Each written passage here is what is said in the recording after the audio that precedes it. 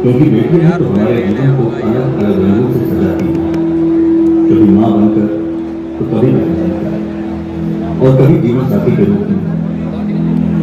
एक पिता के लिए कितना सुखद होता है अपने सामने अपनी कुंवारी को खुद से खुलते देखना। वही दूसरी तरफ एक पिता अपनी बेटी के लिए उसकी हिम्मत और ताकत होता है। लेकिन अगर कोई पिता असमय करना चाहूंगा, आप सब लोग जोरदार ताली बजाकर माननीय प्रधानमंत्री जी और माननीय यशस्वी मुख्यमंत्री जी को आशीर्वाद दीजिए कि ये भारतीय जनता पार्टी ने जो कदम उठाया है उसके लिए आपको भी प्रतिनिधित्व अब विधानसभा और लोकसभा में मिलेगा। आने वाले 2027 में जब परिसीमन हो जाएगा उसमें आप भी भागीदार हो जाएंगे। तो ये आप सबके लिए है और साथ ही में बहुत सी योजनाएं चल रही हैं।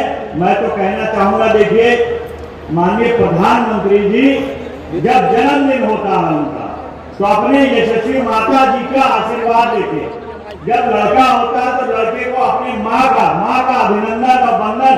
तो कितनी बड़ी बात है तो माताओं बहनों का कि आपके लिए उन्होंने बहुत बड़ी योजना, एक योजना का जिक्र करना चाहूंगा, उज्ज्वला योजना, जो कि आपके लिए माताओं बहनों के लिए चालू की।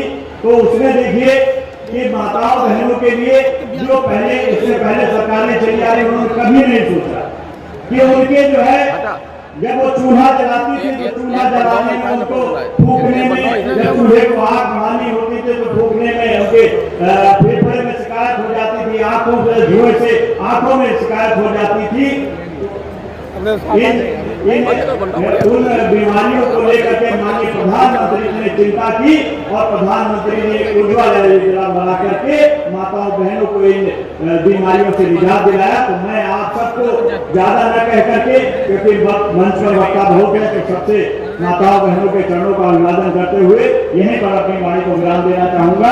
जय हिंद, जय भारत, भारत माता की, भारत माता की जय जय।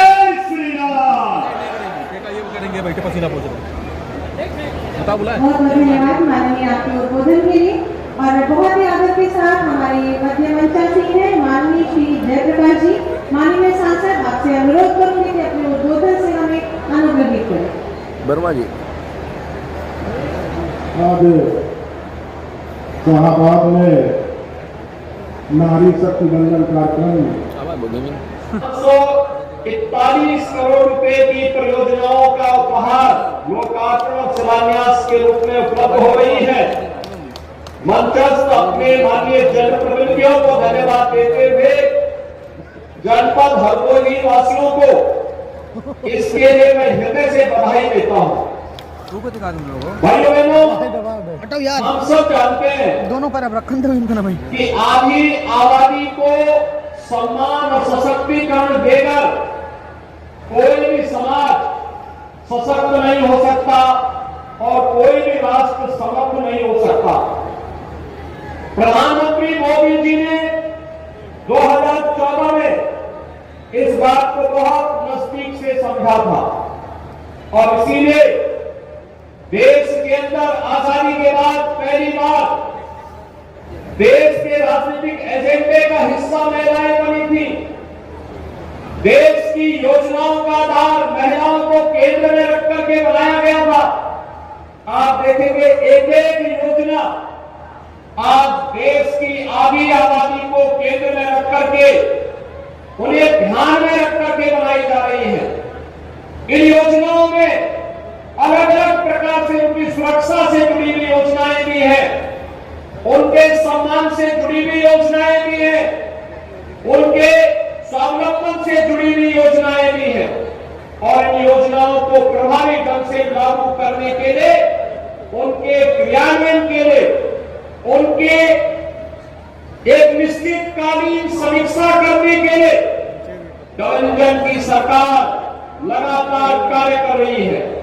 आज उसी का परिणाम है कि जनधन अकाउंट से लेकर के देश के अंदर नारी गरिमा की प्रतीक बने हुए हर घर शौचालय की योजना हो या फिर हर उस परिवार का जिसने आजादी के बाद अपने स्वयं के सिर को ढकने के लिए छत नहीं प्राप्त कर पाया था, उसे आवास देने का कार्यक्रम हो या फिर 5 लाख रुपए की स्वास्थ्य बीमा का कवर के लिए आयुष्मान भारत की योजना, या फिर इन्हीं सभी कृषि क्रम को आगे बढ़ाते हुए जिन लोगों ने कभी बिजली के दर्शन नहीं किए थे, उन गांवों में विद्युत की बिजली यानी वहां तक विद्युतीकरण करना और फिर फ्री में उन परिवारों को विद्युत के कनेक्शन उपलब्ध करवाने के कार्यक्रम हो। प्रभावी ढंग से जहां ये कार्यक्रम आगे बढ़े, वहीं जीवन के प्रत्येक क्षेत्र में बेटियों को, बहनों को आगे बढ़ने का अवसर प्राप्त हो सके, इसके लिए सरकार के स्तर पर अनेक कार्यक्रम चलाए गए, अनेक योजनाएं प्रभावी ढंग से आगे बढ़ रही हैं। आज उसका परिणाम हम सबके सामने है। आज आप देख रहे होंगे, एक सामान्य शिक्षक से लेकर के आप चंद्रयान की उड़ान तक के कार्यक्रम के साथ आधी आबादी जुड़ी हुई है। पंचायत से लेकर के स्थानीय निकाय तक पहले से ही उन्हें 33% आरक्षण की सुविधा का लाभ मिला था। अब प्रधानमंत्री जी ने यह व्यवस्था पुख्ता कर दी है कि परिसीमन के बाद जब नए परिसीमन के आंकड़े सामने आएंगे, तो उस समय 1/3 सीटों पर महिलाओं को भी विधायक और सांसद बनने का अवसर प्राप्त होगा। इसके लिए आप सभी बहनों को हृदय से बधाई देने के लिए आज मैं स्वयं भगोई जनपद में आया हूं। भाइयों बहनों, हम सब जानते हैं कि सभी कार्यक्रम आपके माध्यम से समाज के सशक्तिकरण और एक समर्थ और स्वावलंबी भारत निर्माण के लिए प्रधानमंत्री जी के द्वारा उठाए गए कदमों का परिणाम है। कौन नहीं जानता है, योजनाएं हमेशा बनती थी, लेकिन योजनाओं का लाभ एक गरीब को, एक किसान को, एक नौजवान को, महिलाओं को मिलना हमेशा एक चुनौती बनी रहती थी। अकेले पिछले 9 वर्ष के अंदर प्रधानमंत्री आवास योजना के अंतर्गत देश के अंदर जहां 4 करोड़ गरीबों को मकान मिले, प्रदेश में डबल की सरकार बनने के उपरांत अकेले हरदोई जनपद में ही 1,12,000 से अधिक परिवारों को एक आवास उपलब्ध कराने का काम भी किया गया। एक परिवार को चिन्हित करके, और मैं आज आपको इस बात के लिए आश्वस्त करने के लिए आया हूं कि भाइयों बहनों, जिन लोगों के पास जो जरूरतमंद है, जिनके पास अपना आवास नहीं है, उन्हें आवास उपलब्ध करवाने के लिए सरकार ने अब तक 1,12,000 परिवारों को आवास उपलब्ध करवाया है। जो बचे होंगे आने वाले समय में उनका भी नंबर आएगा, उनको भी आवास की सुविधा का लाभ अवश्य प्राप्त होगा। आपने देखा होगा, पहले गरीब गांव में जिस जमीन पर अपना मकान, अपनी झोपड़ी रखता था, गवर्नर वहां से उसे हटा देते थे, उजाड़ देते थे। किसी आपदा की चपेट में मकान आ गया तो आगा वहां पर मकान वो बना पाएगा, इसका कोई भरोसा नहीं था। पहली बार प्रधानमंत्री स्वामित्व योजना के अंतर्गत जहां पर किसी गरीब का मकान है, जहां पर उसकी झोपड़ी है, उसका मालिकाना अधिकार भी उस जमीन का उसको प्राप्त होगा। इसके लिए 75 लाख परिवारों को अब तक प्रदेश में सुविधा दी जा चुकी है और दिसंबर तक हम लोगों ने तय किया है कि प्रदेश में 1,25,00,000 परिवारों को अधिकार हर हाल में उपलब्ध होना है।